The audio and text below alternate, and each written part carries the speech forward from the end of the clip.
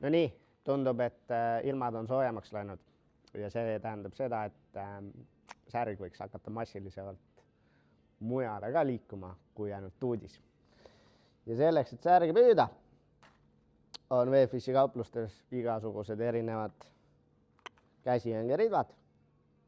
Siin on siis rulliõnged, kõrval on ka tavaliselt lihtkäsiõnged.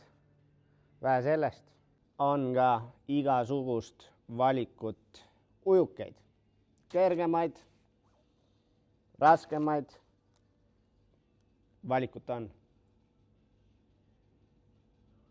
Ja et asi endale veel lihtsamaks teha, on juba ka erinevas suuruses kineetiku rulle. Tamiil on juba peal, nii et õnge külge, kork otsa, tina otsa, mõss, käsitöö mõsse on meil ka igasuguseid erinevaid. See samuti külge ja särge vimba sikutama.